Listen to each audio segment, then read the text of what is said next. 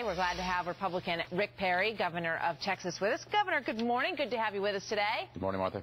A lot of talk on the Hill today about the changes that the president has made to this bill, and this may be the biggest one of all, because the individual mandate is the core of this bill, and it's the one that might make most people angry and uncomfortable. Yeah. Well, it kind of makes sense now that no one read the bill when they passed it, because it changes on a rather regular basis. So this is truly, I think you've found the key to this puzzle, though, when you think about it. Not having these individuals being fined for dropping out of this mess of a bill before November, and the anger that would come from that.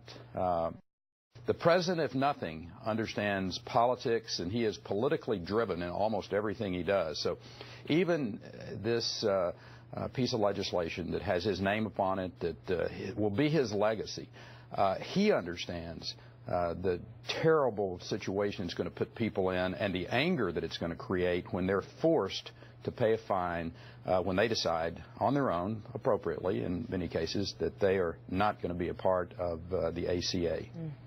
Let's take a look at something that the president said about how people need to reprioritize, perhaps, their spending in order to pay for their health care. Watch this. I want to get your thoughts on it. I guess what I would say is, if you looked at that person's budget and you looked at their cable bill, their telephone, their cell phone bill, other things that they're spending on, it may turn out that it's just they haven't prioritized health care, because right now everybody's healthy. What do you think about that? I think the president doesn't understand freedom as well as he should when it comes to the idea of letting Americans decide where and what they want to spend their money for. And that gets right to the, I think, the bigger issue here from Washington, D.C., particularly 1600 Pennsylvania Avenue. They think they have all of the answers for all of the people in this country. One size fits all. I will suggest to you, if the president really wants to make people healthier, that he wants to give innovation to the marketplace, he looks at the 50 states as places where innovation can occur, that the governors and the legislature. It was very striking to me as I sat in the White House a couple of weeks ago with the president, as he was asked about the Affordable Care Act and the implementation of it, and the problems that the governors were seeing, Democrats and Republicans. And the president asked about flexibility, and he said, I don't trust governors to make decisions about the care decisions of the people of this country.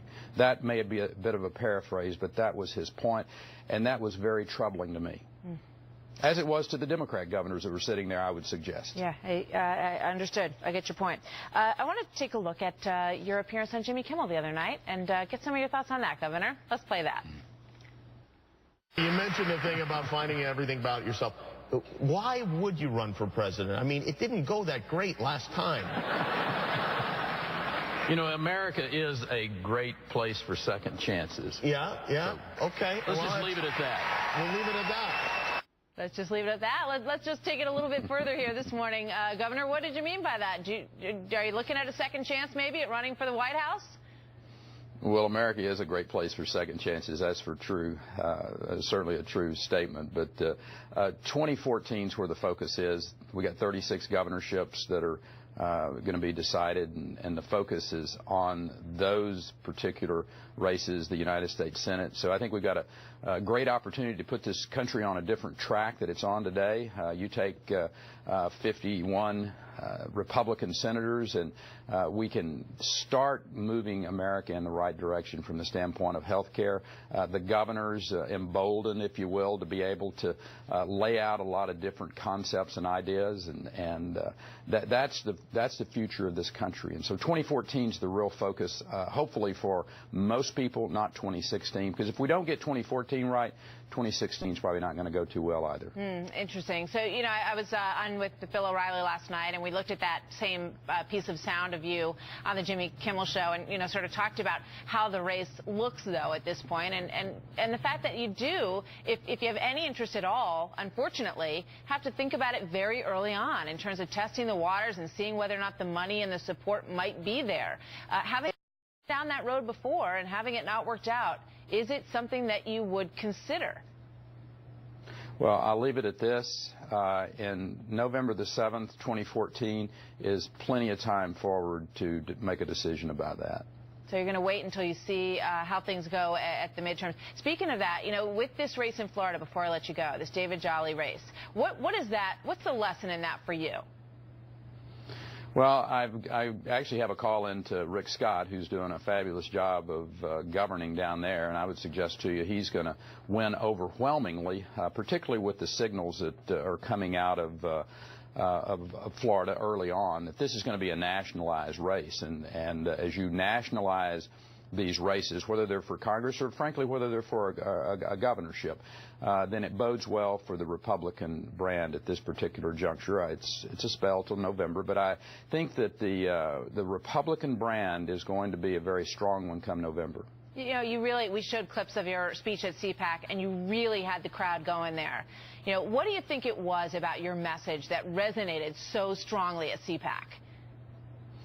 Well, you've got quite a juxtaposition. You've got two visions for this country. You've got the vision that comes out of the White House of one size that fits all. We're the keepers of all the wisdom in the country. And then you've got 50 laboratories of innovation and allowing the states to be the incubators, if you will, of ideas. What works in Connecticut may not work in Oklahoma or Texas or even California. So allow the states to be these laboratories of innovation. That's the term I use often, and it's one that really resonates with the people. They understand that freedom should be a great part of what this country's about, and the states should be the places where that is implemented, not Washington, D.C. Interesting. Well, whether you're interested or not, if people are talking about as a potential 2016 candidate and getting another look at you in all of these different venues. So, Governor, thank you very much for being here today. We'll look forward to talking to you again.